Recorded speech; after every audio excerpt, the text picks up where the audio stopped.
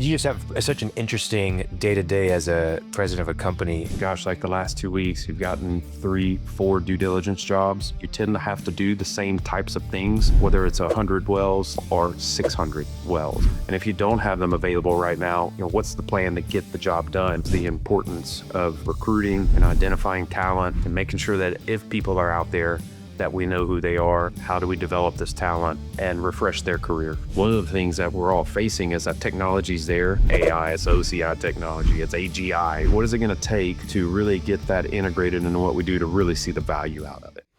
Land insights, market trends, industry experts. Welcome to the Land Department Podcast, the state of land and energy as we see it. Brent, a little bit different today. Yeah. You just have such an interesting day-to-day as a president of a company. And I think that there's just so many things that we can talk about that maybe we could get a guest in to have a full episode on, but we could also just talk about it for a few minutes and probably cover the bases. I love guests, but getting guests scheduled is we're going to cover a bunch of ground here. I might be shooting myself in the foot on topics, but I don't know. Maybe we'll find something that strikes a chord and we can unpack a little more in a full-on episode. But yeah. Well, I'm curious too, man. There's just so much to cover. Let's just jump right in. So yeah. One of the things, obviously a lot of new work coming in. I'd love to hear what kind of work is coming in. And then we were talking just a little bit ago about kickoffs, and I want to understand how you guys approach kickoff calls with those new projects. Yeah. So we have new projects come and go, right, in any brokerage firm. And sometimes you have peaks in activity. Sometimes it's, you're just waiting for the phone to ring, right? And sometimes you don't, most of the time you don't know why or when it's going to happen. We've been a little skeptical about things, business has been good, but numbers aren't representing it. We feel busy, but it's like how our numbers dropping week over week. And it's just the way some of these things work out. But the last few weeks has been, we've seen a pretty good uptick and kind of kicking off some new leasing type projects, whether it's expansion efforts to jobs that we're already doing, or even some new greenfield leasing activity, which is always encouraging. It's what landmen love to do. We get really excited about those types of projects when they come. So that's been really fun. A lot of planning, a lot of kickoffs, a lot of staffing discussions with our team, strategy discussions around that. So that's been really fun and exciting. I think we could do probably a whole different discussion on like, how do you really kick off a successful leasing program? And that would take us some time to unpack. So maybe we'll mark that one for a later podcast, but been quite a bit of that with, I think it's maybe long-term outlook on natural gas. We tend to be in the gassier type areas, gassier type projects. So that's been exciting. On the due diligence front, we kind of went through a little dry spell of a few months where we weren't just heavy with due diligence. Fortunately, we were able to focus and work on some of more of the corporate land type jobs, kind of divestiture support type efforts that allowed us to keep our in-house team really busy and working. But gosh, like the last 2 weeks, we've gotten 3, 4 due diligence jobs. And so a lot of kickoff and planning there. Those are super important. I mean, you've got to be very efficient. You got to really cut to the chase on the due diligence because they're 30 days long. And then you're scrambling for resources and manpower. So those have been exciting jobs. A lot that's kind of been coming in for us. So when you approach a kickoff call, who are you including in there, and what's the agenda? What are you trying to accomplish? Yeah. So in our organization, oftentimes that initial call is going to come to myself or one of our directors of land or one of my partners, Steve or Brandon. They typically start at a high level. So we encourage most of our clients when they're talking about a due diligence or even a new project for that matter, when we're talking about kickoffs, there's some confidentiality that is important there. You don't want to announce it to the world, right? That you've got something going on. So always, first and foremost, it starts with myself or a leader in the company to do a conflict check. We want to make sure we're not conflicted out of the area, right? Once you get beyond that, then we make the decisions internally, which manager has the bandwidth and the resources and the skill set for the type of project to be the best fit for the job. So then we bring that person in. It's going to be a project manager from our team. Then we've got the client landman that's always involved. Typically it starts at one, but sometimes when we're talking about due diligence, we may have a couple of people in on those planning calls. But But especially from a due diligence standpoint, we're going to ask 8 or 10 questions, right? Obviously, what's your timeline? That's very important. We encourage clients to reach out to us as early as possible, especially with due diligence, because it's such a short time frame. I mean, most of the time, we really have 20 days to do our work on a 30-day close. So we're talking about timing. When does this kick off? When does it close? The next thing is the type of asset. Are you buying a bunch of PDP? Is this term leasehold? Is this a royalty deal? Is it a non-op deal? All those things kind of help paint the picture of what kind of team we need to assemble, what we're going to be doing, if we need to collaborate our in-house kind of due diligence team with a field team doing title work. So we're going to get an understanding of that. The next is obviously scale. How big is this? Oftentimes when it comes to due diligence, it's a matter of you tend to have to do the same types of things, whether it's 100 wells, or 600 wells. And so once you get your process established, the size of the project is going to dictate how many people you're going to need to assemble and whether or not you have those people readily available right now. And if you don't have them available right now, what's the plan to get the job done and scale up over the period of the diligence effort? We'll talk about what's the PSA language like? What are our defect thresholds? Allocation of value. How many high value properties do we really need to review? You may have a 600 well package, but you only need to review 50 of them because that's the bulk of the value, right? So getting an understanding of where they're going to be able to assert defects, how many wells we actually need to review, any kind of nuanced one-off things that we are suspicious of, or maybe our client's suspicious of early on in the process is important. That helps us kind of tailor our thought process. So like those are things, and the list goes on and on. Do you have a VDR? Do you have access to files? Do we need to put someone in their office? Is there a heavy contract analysis side of things? What are we going to do? What are you going to do as a client? Those things are like all happen on one call over the course of 30 minutes.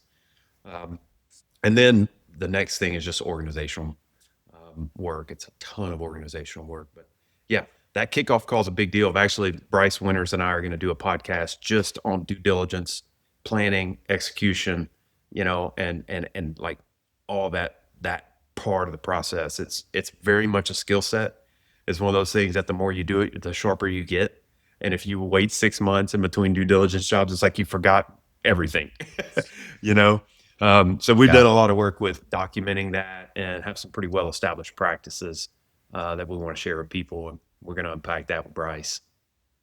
Yeah, that's great. I think ultimately with the kickoff, you just want to make sure that you have everything you need to have a successful project.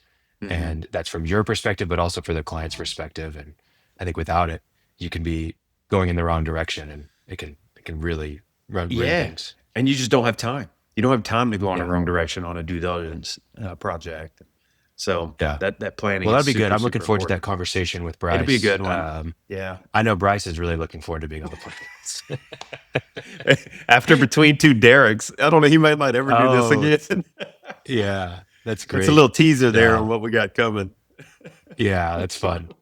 So you mentioned the scaling and having people available kind of makes me think about a conversation you recently had with another client about balancing that need for full-time roles versus contract roles. And maybe this is a good point to even bring up Mike Gibson and what he's doing.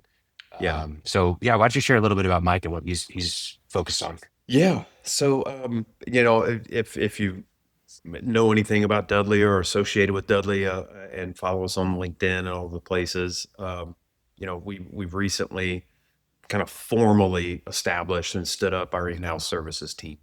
And that was a need that we saw. We've always done a lot of in-house type support work, whether it's, corporate land jobs, helping with DO projects, helping with, merger, post-merger type work. We've talked about that on the podcast before. Yeah.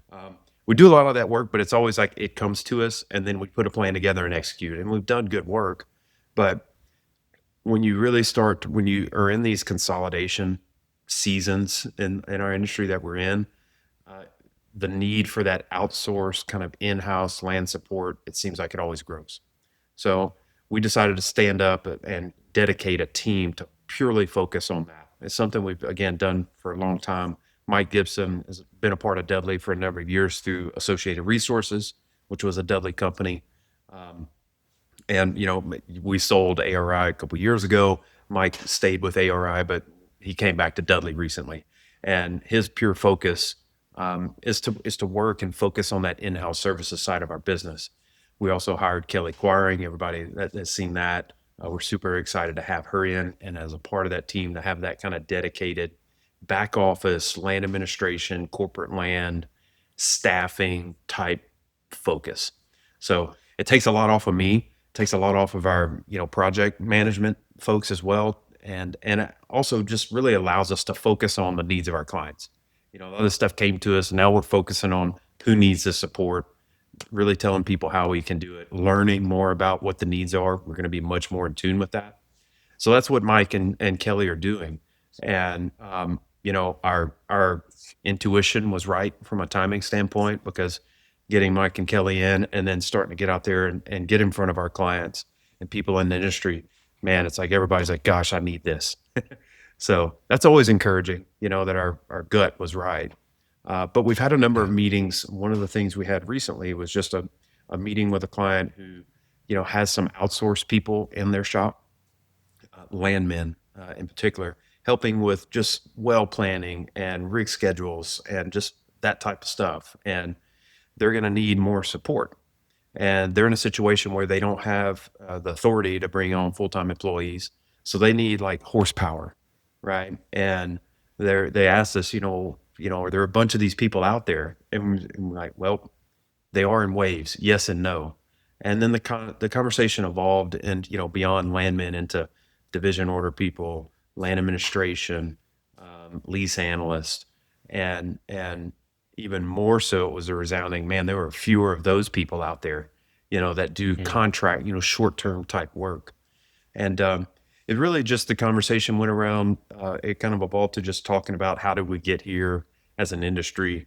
Why are there so few of those people out there? So really interesting conversation. I think for us, it stresses the importance of recruiting and identifying talent and making sure that if people are out there, that we know who they are and they have a relationship and they're set up with us to be able to support our clients. So it reinforced the need, and it also reinforced the work that we need to do to be out there and be in front of those folks so that we can connect them with work opportunities through the staffing company or through the short-term, project kind of work that we do at Dudley Land every day. Yeah. So maybe share a little bit. How did the industry get here? Well, ups and downs, right? Yeah. Yeah. Historically, those entry-level division order type roles and land administration type roles are entry-level positions. Right. There's some people that do it for a career. They love it. They're paid very well. It's what they want to do. But a lot of times people get into those roles looking for that landman role. They want to work up to that landman role. And some of the people that have that kind of ambition and desire and passion for land work, started in land admin or DO, and they've worked their way up. And the industry hasn't backfilled that, right? And the people that are really good in DO and land administration, they're actively working. They're a sought after commodity. Another thing, you don't have the university programs out there that are tailored to filling those roles, right? If you want to be an in-house landman, you go to one of the energy management programs. There are 5, 6, 7 universities across the country that have specific programs tailored to being an in-house landman or being a field landman, or just generally there's that introduction. But what you don't see is like the finance or accounting, majors that have an energy focus, right? That may steer people into those opportunities. So it's a little bit of a pipeline issue. It's a little bit of a just promotion issue of those people who have got in and were good at that and worked their way up into those higher paying opportunities. So and then there's an age gap. Like we talked about it. I'm the oldest of the young, right? Yeah. Everybody, all of us at the table, we're kind of in that same generation. And we talked about people that started at the same time we did, but they were in land administration. They've worked up. So it's one of those things as an industry. Again, it kind of goes back to the recruiting. We've talked a lot about internally about how do we develop this talent? How do we take a good field landman and maybe present them with an opportunity to learn division orders in house Yeah. and refresh their career? So Yeah. that's a long answer to a basic question, but it's a complicated thing that's just kind of happened over the years. Yeah. Well, I don't think the energy industry is unique necessarily in that.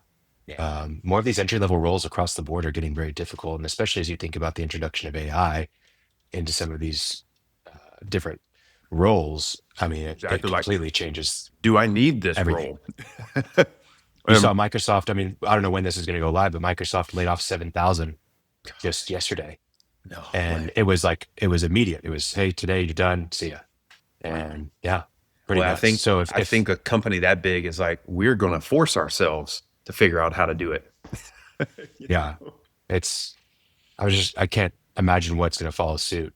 So we mentioned Kelly and Mike. We mentioned Bryce earlier, but we need to talk about his promotion, and I want to hear more from your perspective, the strategy behind the promotion for Bryce.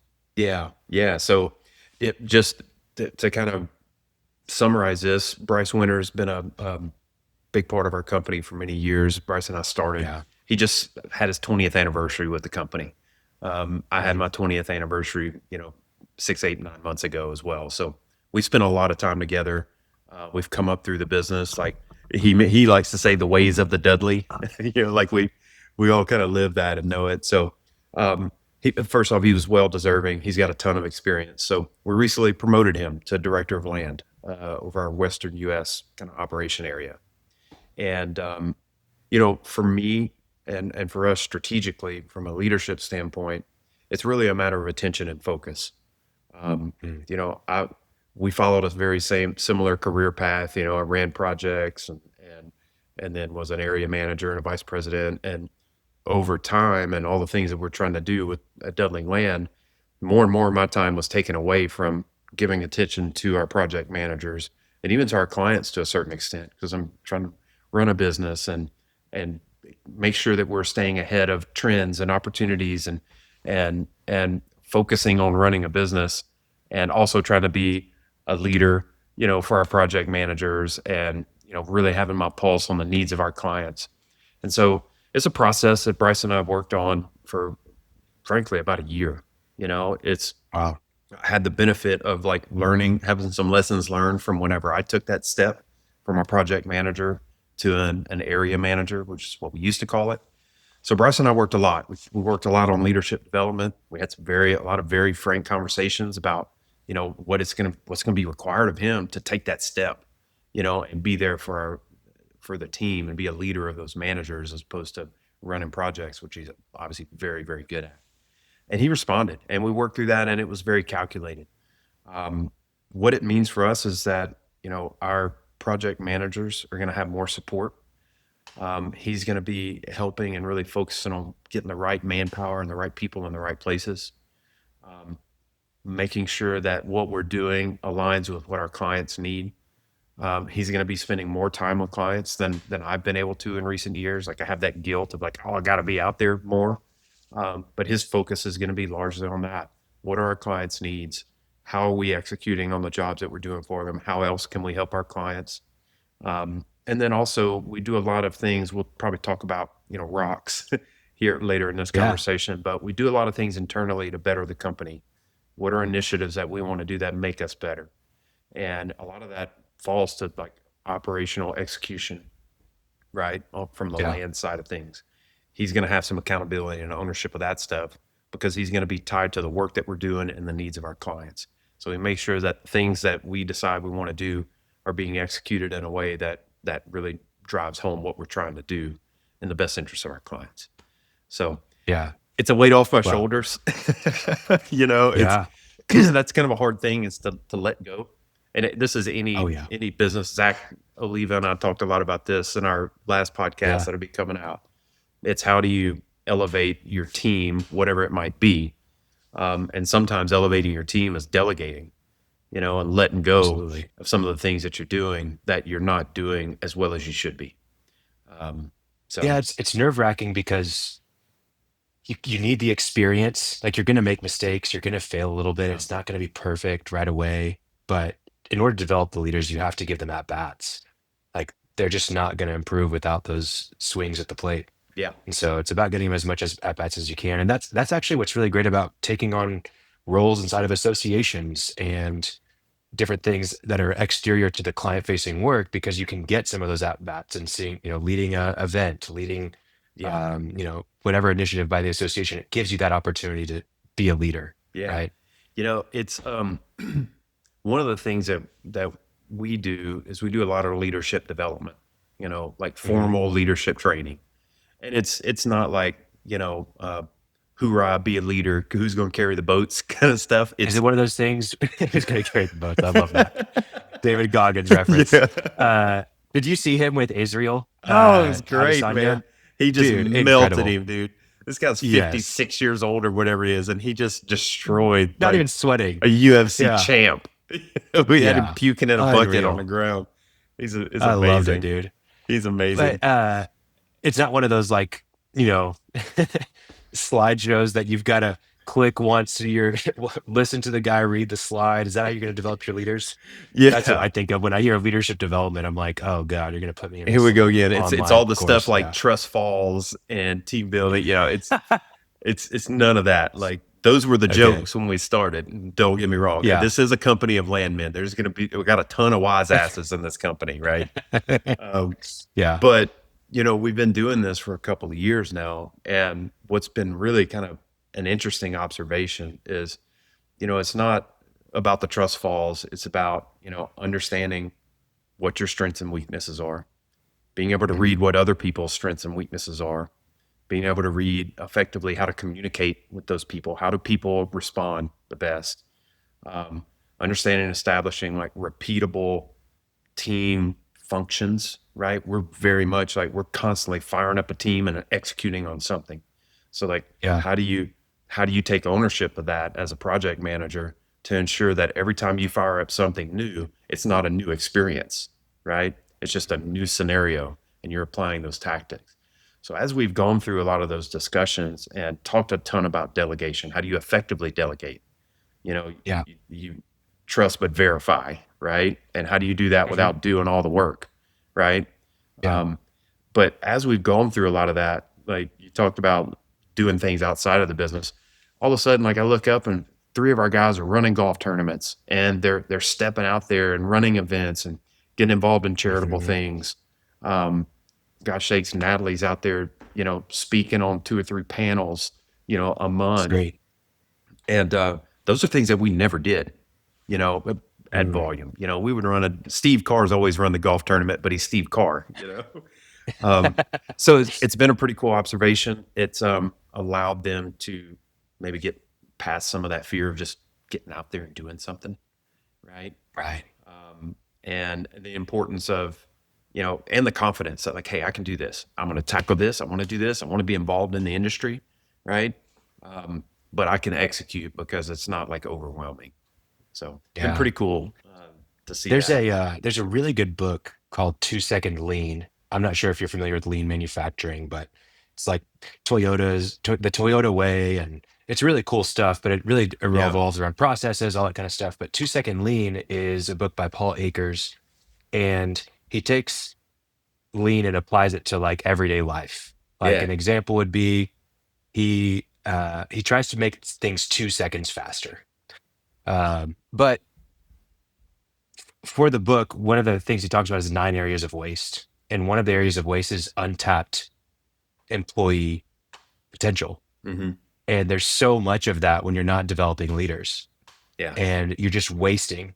But I think to go on to your strengths and weaknesses that you talked about, I've realized for myself that my weaknesses correlate directly to my strengths. And typically my weaknesses Hmm. come out, my strengths turn into weaknesses when I'm out of capacity and when Yeah. I'm actually running on empty. And if you're not developing leaders, then you will run out of capacity. And that's essentially what you've done. But it's what you said. You were with Bryce. He's doing a great job, and you're stressed out because you're doing all these different things. And now you've hired him up, and now you have more capacity do better kickoff calls, to make more leaders, Yeah. to do whatever you need to do to run the company better. So I think that's Yeah. really interesting to think about. And it is, and that's, we talk about it. I talk about it from my chair, right? But these are principles that apply to any job, any team, any employee, Yeah. right? Yeah. Well, I can't tell you how many clients that we get to work with that you see this progression of, how they start. We work with a ton of startups, right? Ton of private Right. equity based companies or family shops that are starting up and building a program, and they need our support, and we work with them, and we get to see them grow and get to see them go through a lot of that. And sometimes can Yeah. share like, hey man, this is experience that we've had, and help them along that way. But it applies top to bottom. I mean, there's no reason that you can't take someone in the administrative side of your business and elevate them, right? Because they're just going to be able to take more accountability for what they're doing.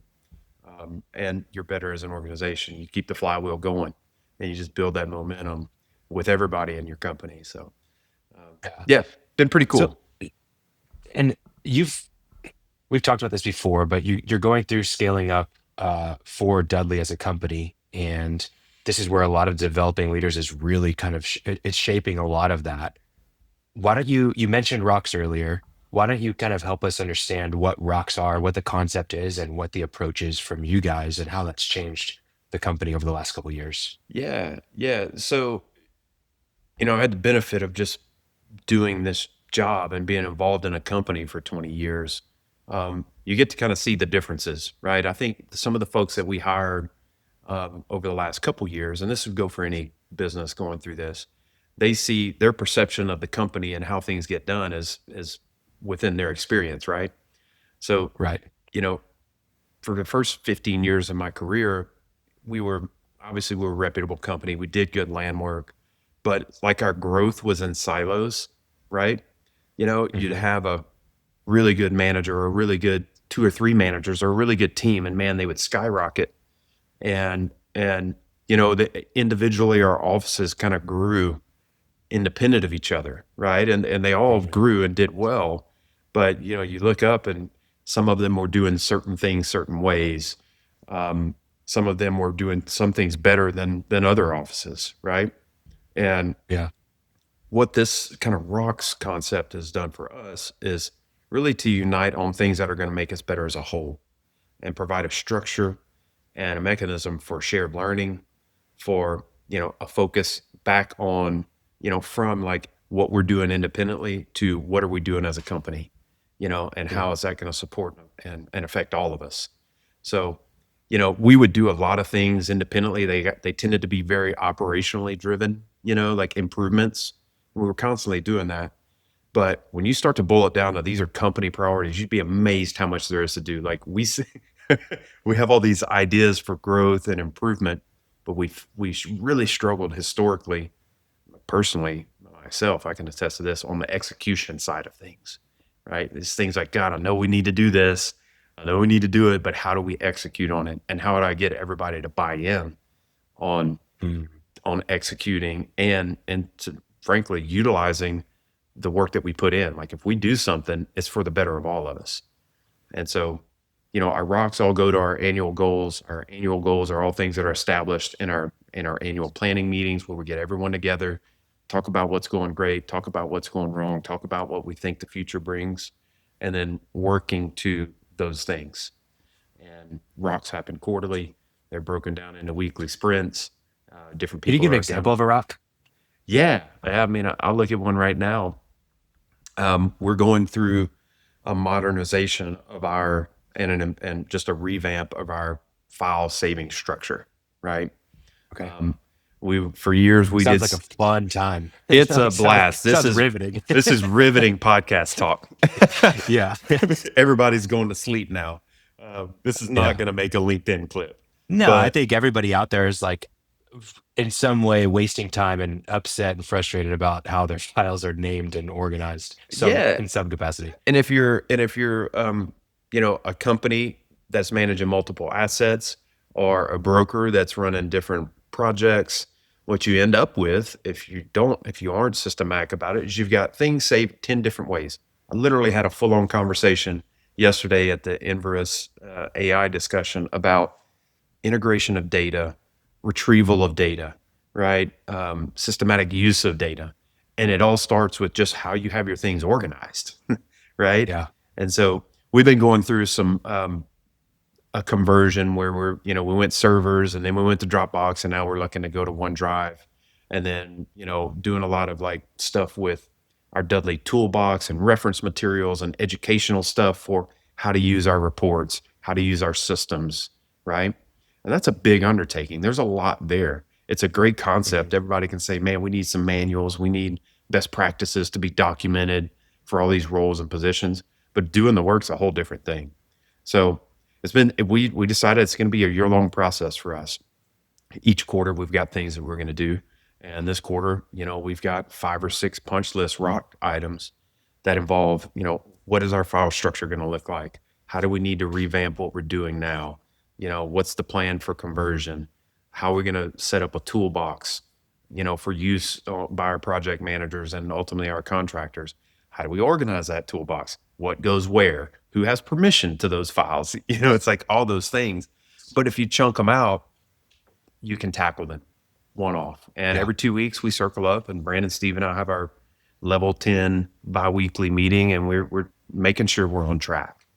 That's just an example of one of the things we've done. A number of things, a lot of HR stuff over the last couple of years to improve our onboarding, our recruiting, a lot of things with you. We've got things for, what we want to do from the marketing standpoint and from the podcast standpoint. So it's just a systematic way to execute on things, really, because otherwise it's just a bunch of ideas. Yeah. Yeah. And if you're ADHD, like, ooh, probably you and me. Oh, I didn't die. It didn't nick me. It hit me square in the forehead, dude. Man, it's so true. I need it. It's been good for me for sure. I'm an idea person. Well, no, it's a good thing because that's how you get a podcast. Podcast where we talk about a bunch of random stuff every time. Yeah, exactly. Okay, so you mentioned this Enverus AI. What was it? You were on a panel yesterday? Yeah. So, we obviously, everybody knows Enverus. That's in our business and drilling info. Oh, yeah. Historically. And for years, the kind of title and courthouse side of Enverus has been used very often by land managers. I mean, especially in Texas, it's a product we use regularly to examine title. They've got their DI courthouse platform that's had several iterations, and annually they have their conference. It's a user conference, right? Where they have touch on different topics. They have breakout sessions where they do a lot of educational stuff on, new features and new additions. And they asked me to come in and sit on a panel with Tim Custer and Jason Lyons from Apache and Anadarko, respectively, to talk about the evolution of an implementation of AI products and AI resources into title examination and document reading and file retrieval and file organization, right? As a broker, I've got a very much different perspective of use of these tools than they would have as leaders of, in-house E&P companies, right? So it was a really cool conversation. We got to share perspective on how we're, what we're seeing, how we're utilizing AI, how it's changed the title examination side of things over the last, really frankly, the last year or 2 years is when it's really become prevalent. There was a bunch of early kind of adopters, but the technology hadn't caught up to the idea, right? Well, now it's like the technology's setting what the ideas are now, right? Yes. We don't even know what the ideas are because we don't really know how effective it can be and how we can apply it. So a lot of the conversation was, obviously talking about some of the tools that Enverus has recently rolled out with, retrieval of certain components of a given document and helping with title examination and helping with document analysis and things like that. But, really it talked about that some, but really it just evolved into like, how can we use these resources, within our organizations or within a given process for title examination? And what's it going to take to really to perfect those processes and to have it really make a difference, in what we're doing. one of the things that we're all facing is that this top technology is there with, and I say AI, it's large language models, it's OCI technology, it's AGI, like it's all these things are lumped in. Sure. But it's like, what is it going to take? What's required of us as an industry to really get that integrated into what we do to really see the value out of it, wholesale. So Yeah. really interesting conversation. There's a lot going out there. I think everybody knows it's there. Nobody really knows what's the best way to implement it. We have a lot of ideas. Now we just have to execute on, implementing it into our daily workflow to try to make us better, faster, more efficient, more accurate. Yeah. And, a lot of discussion yesterday about does it replace things? Does it replace people? And maybe it replaces certain things that certain people do.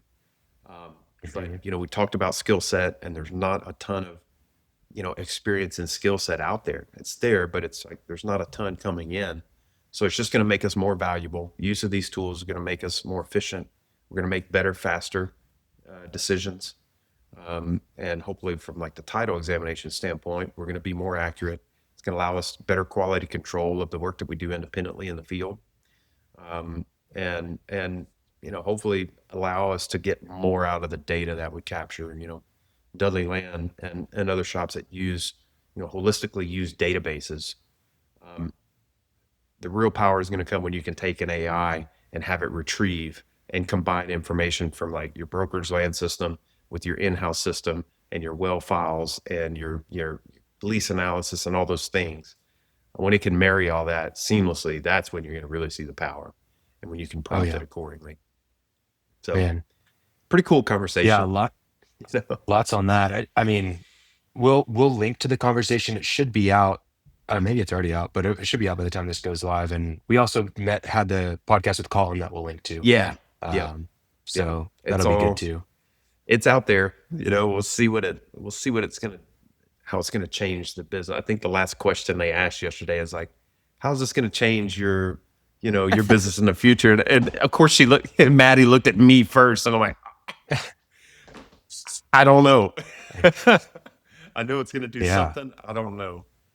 And that wasn't a very enlightening business. Yeah, it wasn't a very enlightening answer, but we're all aware of it. I know that's great. Were you in front of like a live audience too? Is this just like on the spot? Yes, it was a live audience. Of course, thanks. Yeah, thanks for looking at me first. I shouldn't have sat closest to her because I had to answer everything first. That's great. But no, I was appreciative of them including me. It was a pretty cool conversation. So, on the topic of AI and software, maybe we have a podcast with Brandon that just went live on Kudu. You just did a demo for Kudu. Why don't you explain what Kudu is really quick, and then talk about the conversation that you had with your client about it during the demo with data entry and whatnot. Yeah. So, to your point, we're just going to be pushing out a podcast with Brandon. Kudu is the second generation of our land system, right? Columns, if you've worked with Dudley over the years, you've heard us, say columns. You've seen it on your time and expense statements, that when you're approving our invoices. And columns was our land management system. I mean, everything that we do as a company runs through that system as part of our quality control. It allows us to be very sophisticated and organized with our reporting, allows us to operate efficiently, and allows us to really make the most of a one-time data entry concept, right? And so we've been reprogramming that system for about 4 years now. We've been using the land component of that system for going on 2 years. So we got a lot of good reps through the system, really refining and tweaking it. And it's a modern land system, web-based land system that'll be ultimately we'll be able to API into any other accounting systems that our clients use in-house. And ultimately we're going to license the product to, either companies that want a land system and need a land system. Startup companies, it's a perfect type product for them. We're going to license it to the industry, to the land broker side of the business, as a tool that can do everything that they need to do. They'll be able to, a two-man shop will be able to, if with our product, will be able to operate and run as efficiently as Dudley Land does. And so that's our vision for Kudu. But first and foremost, it's going to function and operate how we need it to function before we put it to the market. first and foremost. It's a product that's going to be central and core to our business. So that's why we went about building it ourselves, as opposed to, using something off the shelf and trying to just make do. We weren't going to be happy with make do. It was going to be a step backwards for us. So, with that, I get calls and people know what we do and that we're a data kind of systems driven company. And a client reached out to us, and it's actually not a client that we've ever worked for. I believe I've been trying for a long time. You have the MSA in place, but just no work. Boy, I had it in my back pocket, baby. But no, good company. They've been successful. They've run big rig programs. They've done a great job. Good folks that work over there. And so, reached out to me randomly, like, hey man, we're looking at maybe stepping out, doing some things, starting some new programs. And, historically they admitted to me, hey, we went down a path, like, we felt like we were catching up with our data all the time, and we've learned some lessons from the way we did it the first time. And now the second time, we want to just know if there's a better way to do it, and they're doing their diligence. It was great. So they asked me, how do you guys manage your leasing projects? How do you manage your data? How does that integrate with the clients that you work with? That once you're done with your work, how does that feed into their systems? And so they knew we had Kudu. They knew what we were doing. Like, hey, come show us what you do. How you guys operate. So it was really cool. I went in. I didn't have a motive per se, but really just to talk about how we use systems to organize and consistently, crank out and run through a process. How we utilize it across the country in different land systems. What are some of the key important things to do, early in your effort that'll, provide results all the way through the workflow of, from buying, doing title, buying a lease, paying that lease, getting a run sheet, getting a title opinion, doing the curative, ultimately drilling a well, and then putting that person in pay. Like, how can you make that process more efficient through use of databases and systems as opposed to spreadsheets that ultimately just end up in a system, right? So I was able to really show them just real world, examples of how we go about that and what's important and what's not, how it integrates with mapping, what are your manpower needs, as you go through the process, if you've done certain things at the beginning, to really get your data in the system properly. So good, like real world, kind of talk of a company that went about a process and kind of had to live with that process because they couldn't slow down. And now they're thinking about how can we do it better and what's out there and how do other people do it. And so I was able to share that. So it's pretty cool. Yeah. Well, and then they handed you a huge project right after that, right?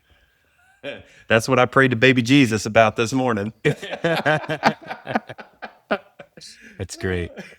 No, That's great. I mean, it's, these are friends of mine. If they want us to help, I'd love to do it. If not, hey, hopefully they learn something from it and they can be better off moving forward. And no, it's great. We're not going anywhere. We'll be around. Yeah. Well, man, this has been fun. I don't know what to call this. Like current trends, current conversations, stuff we're doing. What's that class you take in current events? We can call it current events. Yeah. Whatever. Yeah. Maybe it could be current event. It's a category in some game. Yeah, exactly. Cool, man. But we'll fun to kind of just talk about what's happening. Yeah, hopefully it's helpful. If there's any of these topics that listeners, all 10 of you, like from this episode, maybe shoot a comment on YouTube or send an email to Brent or myself in the show notes, and we'll try to cover in more detail if we didn't hit something on the head for you that you really liked. So, thanks, Brent. We're helping landmen, 10 landmen at a time. 10 at a time. 10 listeners at a time. Mate. There we go. No, cool, man. All right, thanks. It's fun. We'll do it again. All right. See you around. Enjoyed today's topic? Follow us on Spotify, Apple Podcasts, and YouTube. Learn more at dudley-land.com. See you next episode.